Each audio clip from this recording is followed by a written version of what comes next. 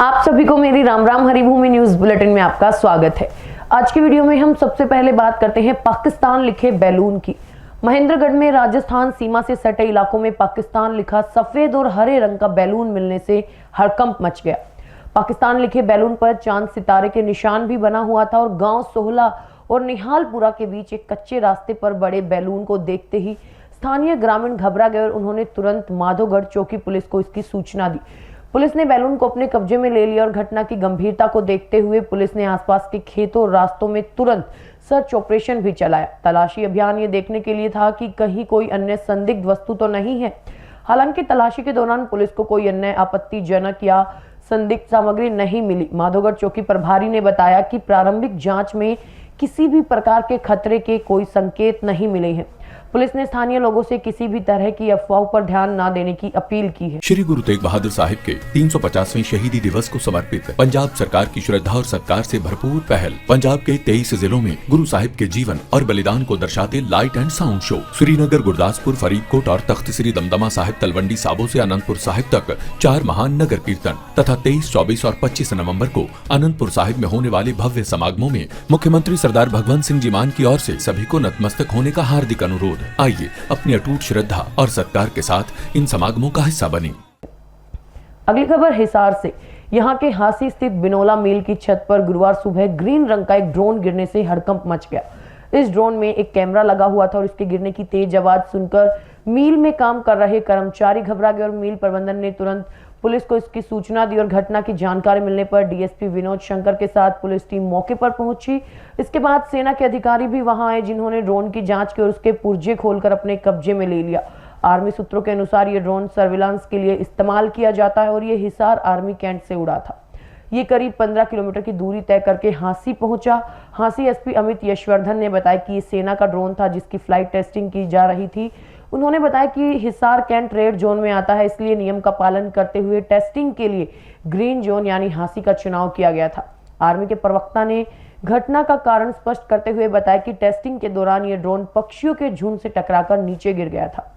अब बात करते हैं फतेहाबाद की। यहाँ टिब्बी गांव में उस समय सुरक्षा कड़ी कर दी गई जब कुख्यात गैंगस्टर जसबीर उर्फ जैकी को उसके पिता की 13वीं में शामिल होने के लिए लाया गया।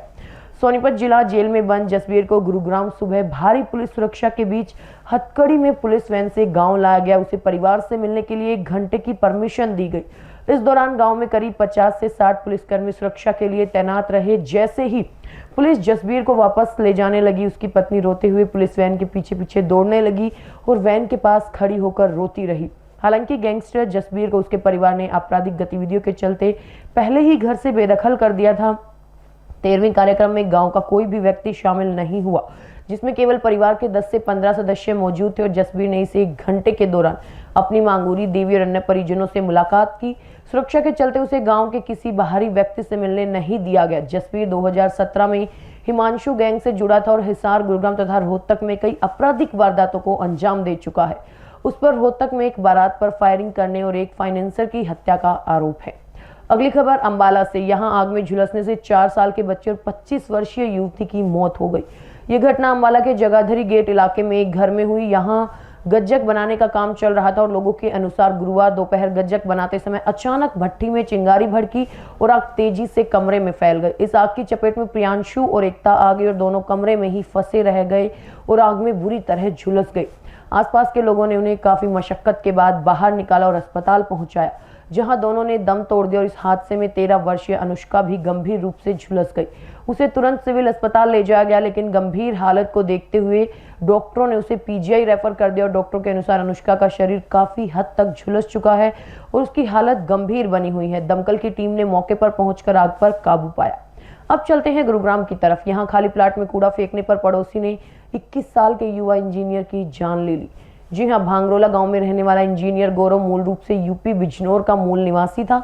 उस पर हमला 20 नवंबर को हुआ था, जब गौरव ने घर का कूड़ा पास के प्लॉट में फेंक दिया। इसी बात पर प्लॉट मालिक और पड़ोसी दीपक यादव ने झगड़ा शुरू कर दिया। विवाद इतना बढ़ा कि गुस्से में दीपक ने लकड़ी का डंडा उठाकर गौरव के सिर पर जोरदार वार किया, जिससे वो मौके पर ही लहूलुहान होकर गिर पड़ा और गंभीर रूप से घायल गौरव को तुरंत निजी अस्पताल में भर्ती कराया गया, जहां वो 6 दिन तक जिंदगी और मौत से जूझता रहा। लेकिन मंगलवार देर रात गौरव ने दम तोड़ दिया और गौरव मानेसर स्थित एक निजी कंपनी में इंजीनियरिंग डिजाइनर के पद पर कार्यरत था। खेड़की दौला थाना पुलिस ने आरोपी के खिलाफ हत्या का मामला दर्ज कर लिया है। आरोपी दीपक यादव फिलहाल फरार है और पुलिस उसे गिरफ्तार करने के लिए टीमों का गठन कर चुकी है। अब बात करते हैं हिसार की। यहाँ किन्नरों के 2 गुटों के बीच बधाई मांगने को लेकर हुए विवाद ने हिंसक रूप ले लिया। एक गुट के किन्नरों ने दूसरे गुट के किन्नरों की चोटी काट दी और उनके साथ मारपीट भी की। ये घटना अगरसेन भवन में हुई, जहां एक शादी समारोह में बधाई मांगने को लेकर दोनों गुट आमने सामने आ गए थे और शोभा नेहरू ने सिविल अस्पताल पहुंचकर हंगामा किया और मारपीट करने वालों के खिलाफ तुरंत कार्रवाई की मांग की। उन्होंने बताया कि उनकी टीम जब अगरसेन भवन में बधाई मांगने पहुंची तो दूसरे गुट के किन्नरों ने उनसे हाथापाई की और उन्होंने आरोप लगाया कि हमलावरों के पास हथियार थे और उनकी साथी गीता और सोनिया को चोटें भी आई हैं। शोभा नेहरू ने पुलिस की भूमिका पर भी सवाल उठाए। उनका कहना है कि डायल 112 पर कॉल करने के बावजूद पुलिस ने आरोपियों का साथ दिया और घायल किन्नरों ने सिविल अस्पताल में अपना मेडिकल करवाया है। अंत में बात करते हैं दिल्ली ब्लास्ट की। आतंकी मॉड्यूल की जांच कर रही एनआईए ने अल-फलाह यूनिवर्सिटी के गिरफ्तार सर्जन डॉक्टर मुजमिल शकील से जुड़े 2 बड़े खुलासे किए हैं।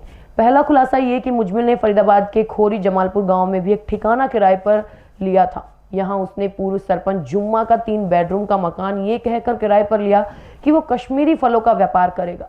जुम्मा ने एनआईए को बताया कि मुजमिल इस मकान में कई बार डॉक्टर शाहीन सईद के साथ आया था और जिसे उसने परिवार का सदस्य बताया था। मुजमिल ने 2.5 महीने बाद ये कहकर मकान खाली कर दिया कि यहाँ गर्मी ज्यादा है। दूसरा बड़ा खुलासा अमोनियम नाइट्रेट विस्फोटक को लेकर है। जांच में पता चला है कि विस्फोटक को फतेहपुरा तगा और धोज में छिपाने से पहले इसे यूनिवर्सिटी के पास ही स्टोर किया गया था। लगभग 2540 किलोग्राम विस्फोटक अल-फलाह यूनिवर्सिटी से सटे खेतों पर बने एक कमरे में करीब 12 दिनों तक रखा रहा।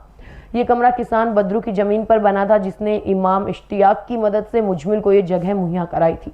बाद में चोरी के डर से विस्फोटक को गांव फतेहपुर तगा में इमाम इश्तियाक के पुराने घर में शिफ्ट किया गया, जहां तैयार विस्फोटक दिल्ली ब्लास्ट में इस्तेमाल हुआ था। एनआईए डॉक्टर मुजमिल को निशानदेही के लिए खोरी जमालपुर भी लेकर आई थी, जहां पूर्व सरपंच जुम्मा ने उसकी पहचान की। हरियाणा की ऐसी ही मुख्य खबरों से जुड़े रहने के लिए हमारे चैनल पर बने रहिए। वीडियो अगर पसंद आई हो तो उसे लाइक करें, शेयर करें, सब्सक्राइब करें। खबर को अगर विस्तार से जानना है तो हरिभूमि अखबार पढ़ें या फिर हरिभूमि वेबसाइट